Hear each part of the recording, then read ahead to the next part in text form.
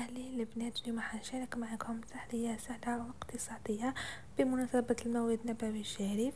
وش حنسحقو فيها؟ حنسحقو كاس من مسحوق شانتيي، وأيضا حنسحقو نصف كاس من الحليب يكون بارد. راح نخلطهم مليح مليح. هذه المرحلة مهمة جدا، لازم لاكريم شانتيي تطلع مليح ما تقعدش هابطة. وراح نسحقو كاس كبير من القهوة. تقدر ديرو تاع البريس ولا عنده تاع لاباراي يدير تاع لاباراي تجي هايلة. وكإضافة راح نزيدو زوج فلو كراميل، راح يمدلها واحد الكو يهبل.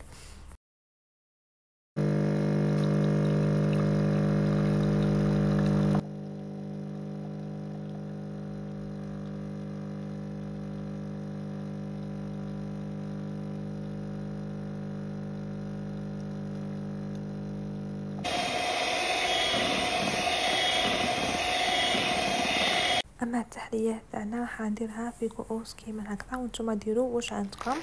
ايضا راح نسحقوا لي بودوار، كاين هكذا وكاين اللي يجيو في باكي. شوفوا القهوه تاعنا كيفاه جات روعه.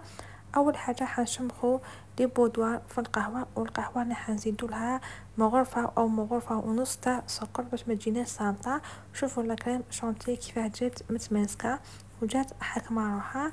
راح نديرو طبقة ثانية من كريم شانتيي ونعدلوها كل قد بعضها، وراح نحطو بوشون تاع قرعة في النص باش تجي كيما تحلية الشموع. ونديرو من الفوق كاكاو بني، ما نديروش الاسود. اما كتزيين انا راح نقطع شيكولا تاعي يعني مارس صغار باش تجيك شغل شمعة ونحطها في النص. وايضا يعني كديروا لا كريم شانتيي حطوها في الفريجيدير مدة نص ساعة او ساعة باش تحكم روحها، ومن بعد ديروا الكاكاو تاعكم. وبصحتكم البنات، واللي جربها تخيلنا رايها في الكومنت.